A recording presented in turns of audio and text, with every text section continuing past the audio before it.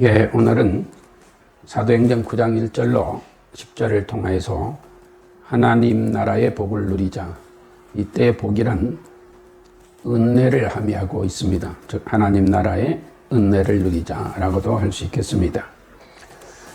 사도행전은 예수 그리스도의 하나님 나라 복음 선포로 시작해가지고 예수 그리스도와 하나님 나라의 복음이 로마에까지 전파되는 것으로서 마무리되어집니다. 사도행전 1장 1절 이하에 보면은 데아빌로여 내가 먼저 쓴 글에는 무릇 예수의 행하시며 가르치시기를 시작하신부터 그의 택하신 사도들에게 성령으로 명하시고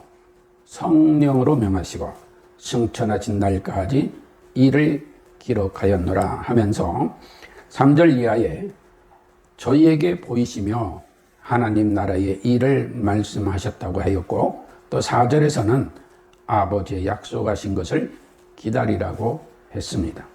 그러면서 요한은 물로 세례를 베푸었으나 너희는 몇 날이 못되어 성령으로 세례를 받으리라 하셨느니라 라고 했고, 그러면서 마지막 8절에 가서 오직 성령이 너희에게 임하시면 너희가 권능을 받고 예루살렘과 온 유대와 사마리아와 땅끝까지 이르러 내 증인이 되리라 하시니라고 증거했습니다.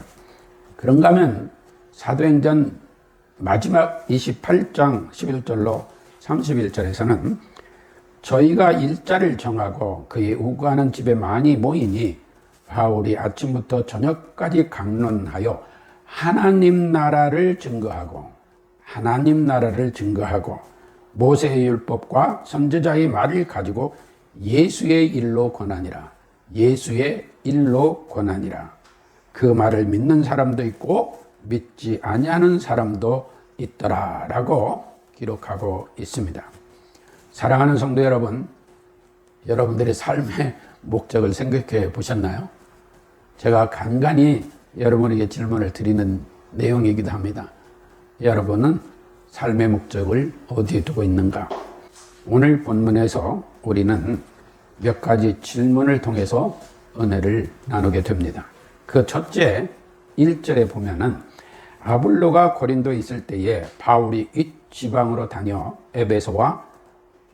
에베소에 와서 어떤 제자들을 만나라고 하는데, 여기서 제자들은 누구의 제자들을 말할까요?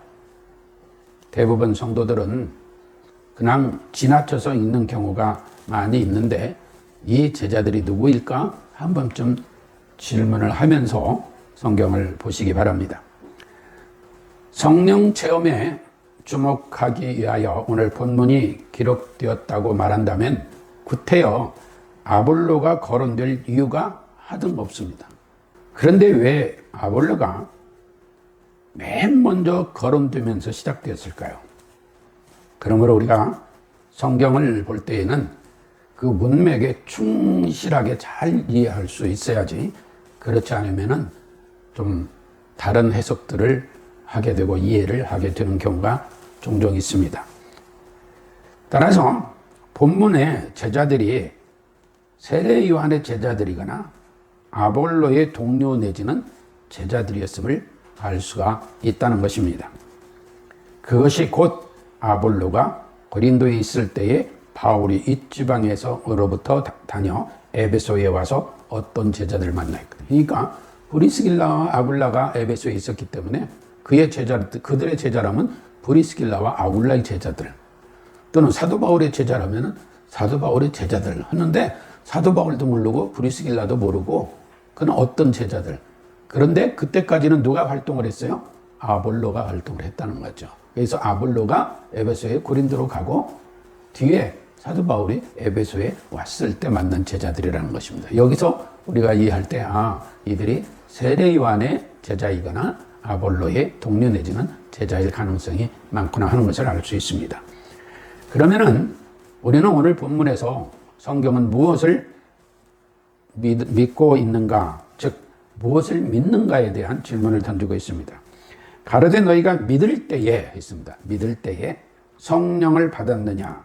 가로되 아니라 우리는 성령이 있음도 듣지 못하였노라 하면서 3절에 바울이 가로되 그러면 너희가 무슨 세례를 받았느냐 대답하되 요한의 세례로라 합니다. 여기가 너희가 믿을 때에 성령을 받았느냐 하니까 이거 가지고 많은 사람들이 논쟁이 일어납니다. 그러면 봅시다. 아볼로는 성령 받고 예수님이 그리스도이심을 믿었나요?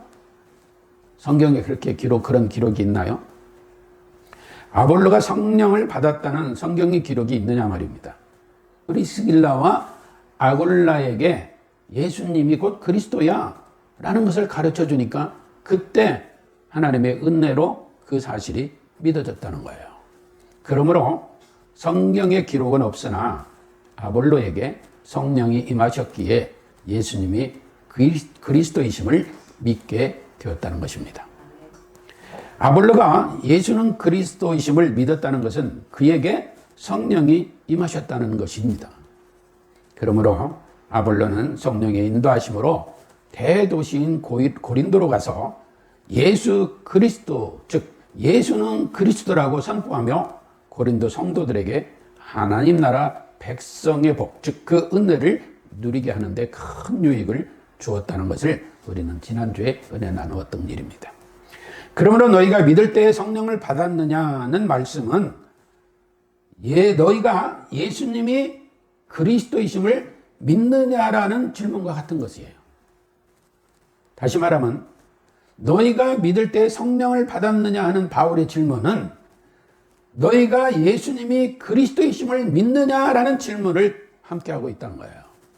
따라서 본문은 예수님은 그리스도이시며 그 예수님이 그리스도이심을 믿게 된 것은 은혜로 인하여 믿음으로 구원을 받고 하나님 나라의 백성이 되고 곧 그들이 성도다 하는 동시적인 일체성을 이루는 사건들을 소개해주고 있는 거예요.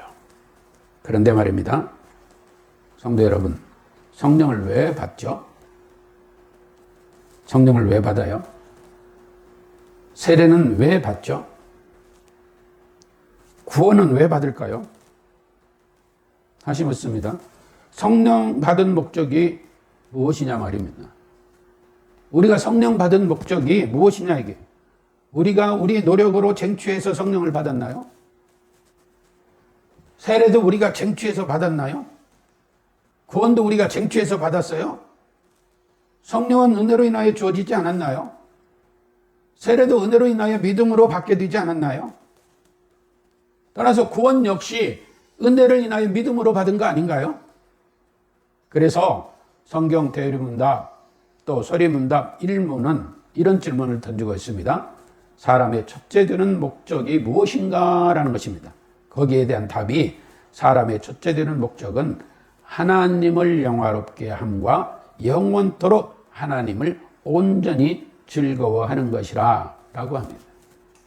이에 대해서 예수 그리스도께서는 마태복음 22장 34절로 40절 이하에서 뭘 말씀하시느냐? 하나님을 경외하고 이웃을 사랑하라, 즉 경천애린을 말씀하셨던 것입니다. 사도들이 오순절 성령 받기 전에 구원받았을까요? 사도들이 오순절 성령 받은 후에 구원받았을까요? 왜 그런 생각 안 해보잖아요. 안 해보죠. 그런데 예수님이 그리스도이심이 믿어지고 그분의 말씀에 순종하는 자에게는 이미 성령이 임재해 계신다는 것을 알아야 합니다. 다시 말합니다. 예수님이 그리스도이심이 믿어지고 그분의 말씀에 순종하고자 하는 그러한 은혜가 있는 자들은, 그러한 은혜를 누리는 자들은 이미 성령이 임재해 계신다는 증거라는 것입니다. 따라서 요한복음 13장 1절 이하에 6월절에 예수께서 자기가 세상을 떠나 아버지께로 돌아가실 때가 이른 줄 아시고 세상에 있는 자기 사람들을 사랑하시되 끝까지 사랑하시니라. 끝까지 사랑하시니라. 그런데 그 말씀을 증거하고 있는 내용 속에 뭐가 있느냐? 예수님의 세족식이 있잖아요. 이때 베드로가 뭐라고요? 안 돼요. 안 돼요. 그러니까 예수님이 뭐라고 하세요? 내가 너를 씻기지 아니면 너와 나와 상관이 없느니라. 이 말은 뭐예요? 이미 베드로 등 사도들이 예수님이 끝까지 사랑하는 구원받은 대상이었다는 것이에요. 그러니까 베드로가 그러더니 주여 내 발뿐 아니라 손과 머리도 씻겨주소서. 자기는 말귀를 못 알아들었어요. 못 알아들었는데 예수님께서 다시 설명하십니다.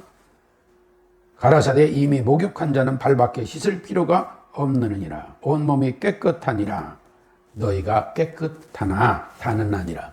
그러니까 이미 너희는 구원받았으나 다는 아니라. 누구? 가룟 유다는 아니다.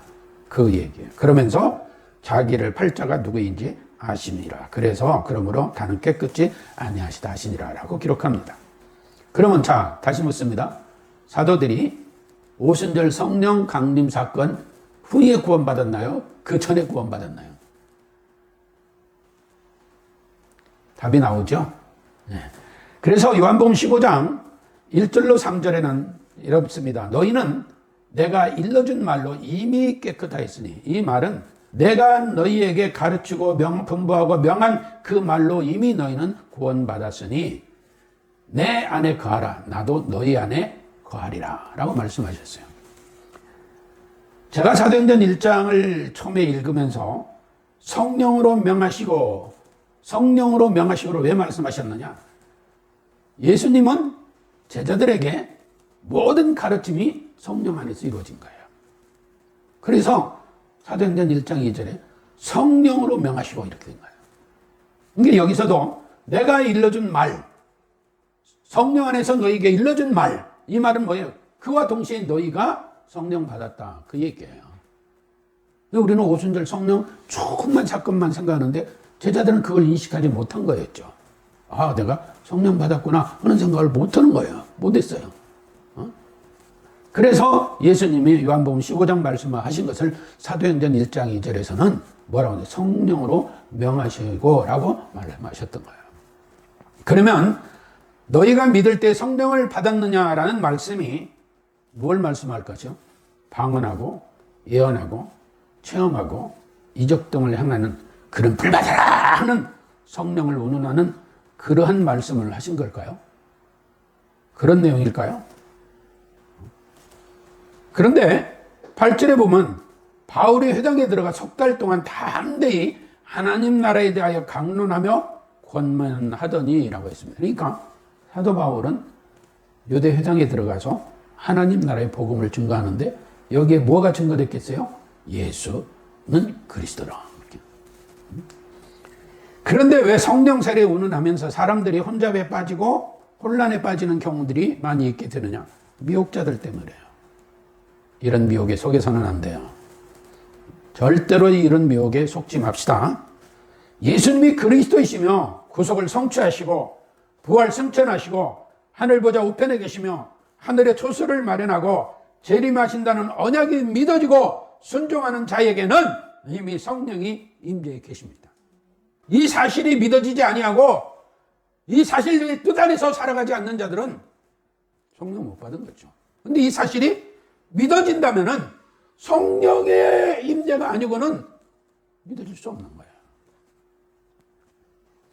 동시에 삼위일체 하나님이 우리 안에 내주하심이 믿어지는 은혜를 누리게 되는 것입니다. 그러면 누구를 믿어야 하는가? 4절에 바울이 가로되 요한이 회개의 세례를 베풀며 백성에게 말하되 내 뒤에 오시는 이를 믿으라 하였으니 이는 곧 예수라 하거늘 저희가 듣고 주 예수 이름으로 세례를 받았다 했습니다. 그러면 분명히지요. 에베소에 온 바울이 만난 제자들은 사도 바울이나 브리스길라, 아굴라의 제자가 아닌 세례 요한의 제자이거나 아볼로의 제자거나 동료라는 것이라는 거예요. 1절에 아볼로가 고린도에 있을 때라고 하였죠. 또 1절의 말씀을 참고하면 아볼로의 제자임을 알 수 있다는 것이죠. 그러면 아볼로가 아가야로 가기 전에 에베소에 있을 때에는 누구만 알았어요? 세례 요한의 세례만 알았다는 것이죠. 그래서 그때 브리스길라 아굴라에게 예수님이 그리스도라는 것을 배우게 되고 그 순간 성령의 역사로 예수는 그리스도이심을 믿고 담대하게 아가야의 수도인 고린도로 갔던 것입니다. 그러니 오늘날 시대에도 우리가 분명한 걸 알아야 돼요. 예수님이 그리스도이심을 믿고 우리가 그 뜻 안에서, 그 믿음 안에서 그 은혜로 살고 있는가 우리를 잘 살펴보고 돌아봐야 됩니다. 그렇다고 잘못 오해하면 오늘 내용 속에서 제 세례가 합당한가라는 질문을 던져보지 않을 수가 없어요. 5절에 주 예수 이름으로 세례를 받은 이를, 이 말씀을 제세례파들이 근거로 삼아서 제세례 주장을 하는 경우들이 많이 있습니다. 그러나 웨스트민스터 신앙고백 제28장 세례 조항의 5항에서 세례의식을 비난하거나 무시하는 것은 큰 죄에 해당하지만 하면서 은혜와 구원이 세례와 매우 밀접한 관계를 맺고 있는 까닭에 세례를 받지 않으면 중생과 구원을 받을 수 없거나, 그러니까 세례와 구원과 관계가 있다? 없다? 직접적인 관계는 없다는 거예요. 그러나 그렇다고 세례를 의식을 비난하거나 무시하는 건 큰 죄에 해당한다 라는 얘기예요. 왜? 공동체 앞에 나는 예수는 그리스도이심을 믿습니다라는 고백을 하는 거기 때문에 매우 중요하다는 거죠. 그러나 세례를 받은 사람들이 모두 거듭난 것은 아니다. 그러므로 본문은 성령 받았으면 당연히 예수는 그리스도이심을 믿게 된다는 것이고, 달리 말하면 예수를 그리스도로 믿는 사람들은 성령을 받은 자이다 라는 것입니다. 6절에 보면 바울이 그들에게 안수함에 성령이 그들에게 임하심으로 방언도 하고 예언도 하니 모두 12사람쯤 되니라. 그러면 지금도 안수하면 성령 받고 무슨 방언도 받고 예언도 하나요? 제가 찾아보니까 오늘 본문 19장 6절에 이 방언이라는 그 말씀이 그로사이스, 근데 명사 역격, 여성 복수로 쓰고 있는데 사도행전 2장 4절에서도 똑같이 그로사이스, 명사 역격, 여성 복수로 쓰고 있어요. 똑같아요. 품사도 똑같아요. 동일한 단어, 동일한 품사로 기록되어 있어요. 다시 말하면 이는 성령 받고 예수 그리스도에 대하여 증언하고 또 예언, 곧 예수 그리스도에 대하여 전파하기 시작했다. 누가? 어떤 제자들. 사도 바울로 인하여 안수받은 사람들이. 그렇게 해석될 수 있습니다. 곧 브리스길라와 아굴라를 통해 예수 그리스도를 믿고 아가야의 고린도로 간 아볼로와 같이 바울을 통하여 예수는 그리스도이심을 믿고 구원받아 아볼로와 같이 복음 전도를 하는 은혜를 누리게 됐다는 거예요. 누가? 본문에 나오는 어떤 제자들도. 그 말이에요. 그래서 박윤선 주석을 한번 찾아봤어요. 이때 박윤선 박사는 뭐라고 얘기하고 있느냐.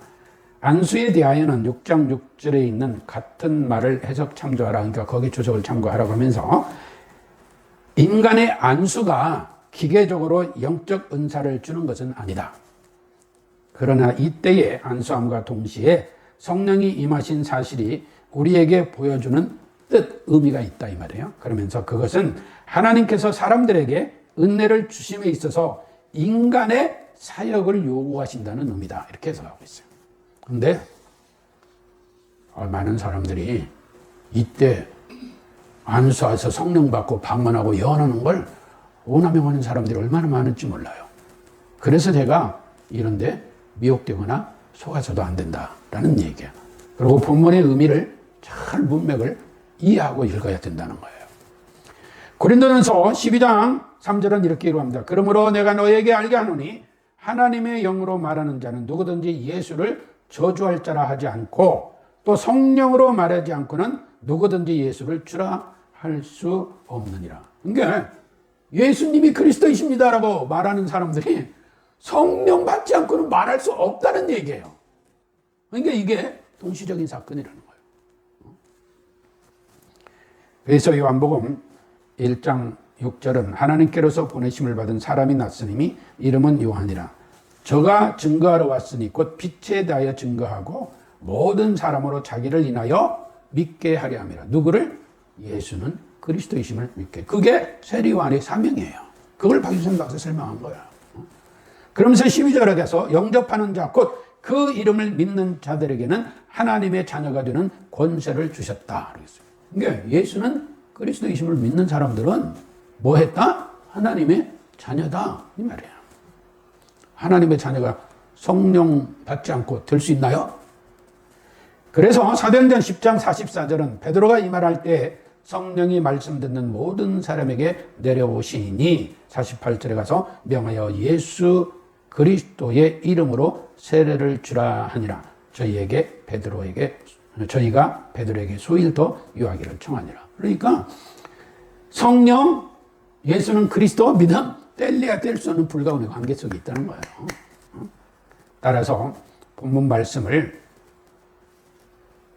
성령 세례 운운하면서 엉뚱한 방향이나 논리를 펴거나 예수 그리스도를 믿음으로 성령 받고 구원받은 성도가 다시 성령 세례를 받아야 한다는 등의 왜곡된 말로 혼란을 부추기지 말아야 하면서 또한 성도들은 그러한 현혹에 넘어가서도 안 됩니다. 예수는 그리스도이심을 믿습니다. 주는 그리스도시요 하나님의 아들이심을 믿습니다. 이런 고백들을 하는 자는 이미 하나님의 자녀가 된 자고 그렇다면 그들은 이미 성령 받은 자들이라는 얘기예요. 따라서 또한 이런 내용을 던질 수 있습니다. 서두에 말씀드렸죠. 우리의 삶의 목적이 무엇이냐? 그러면 사도 바울의 복음의 전도 목적은 무엇일까? 라는 질문을 하게 됩니다. 아까도 잠깐 거쳤습니다만 8절을 보면 바울이 회당에 들어가 석 달 동안 담대히 하나님 나라에 대하여 강론하며 권면하니라. 사랑하는 성도 여러분, 여러분이 예수 그리스도가 믿어지는 은혜를 누리게 해주시는 목적이 무엇이라고 생각하십니까? 육적인 만족? 육적인 생명? 질병 고치는 거? 그것 때문에 예수님이 그리스도가 믿어지게 하고 하나님의 자녀되게 해주셨나요? 그보다는 거룩하고도 영원한 하나님 나라에 소망을 두고 이 세상에서도 하나님의 백성으로서 그 생명의 복을 누리게 함의 목적이 있다는 거예요. 그런데 오늘 본문에 보니까 복음을 들은 자들이 반응이 나타나요. 9절에 어떤 사람들은 마음이 굳어 순종치 아니하고 무리 앞에서 이 도를, 즉 예수는 그리스도라 그리고 하나님 나라의 도를 비방하거늘 바울이 그들을 떠나 제자들을 따로 세우고 두란노 서원에서 날마다 강론하였다. 뭘 강론했겠어요? 예수는 그리스도라. 그분을 믿어야 하나님 나라 백성이 된다. 그들이 성령 받은 자요 하나님의 백성이다 라는 얘기예요. 그러면 우리의 복음 전도 대상도 생각해 봐야 되겠죠. 그래서 10절에 이같이 2해 동안을 하매 아시아에 사는 자는 유대인이나 헬라인이나 다 주의 말씀을 듣더라. 그러니까 우리는 파벌이나 사상이나 이념 등에 사로잡혀서 유대 종교인들과 같이 바리새인들과 같이 의식적으로 차별을 하면서 복음 전도한다고 하면은 오늘 우리 본문 일은 사도 바울의 목적이나 하나님의 뜻하시는 목적, 우리가 예수 그리스도가 믿어지고 성령 안에서 복음 전도 사역을 이루고 그런 삶을 살아가는 하나님의 자녀된 그런 목적이 다 희석되어 버리는 거예요. 여러분, 요즘 임사체험이라는 책들이 많이 나오고 유튜브가 발전하다 보니까 그런 내용들이 많이 나오더라고요. 그래서 제가 하루는 유심히 몇 편을 봤어요. 임사체험이라는 게 성경적이라 할 수는 없지만 그 사람들이 이야기의 공통점 한번 가만히 생각해 봤어요.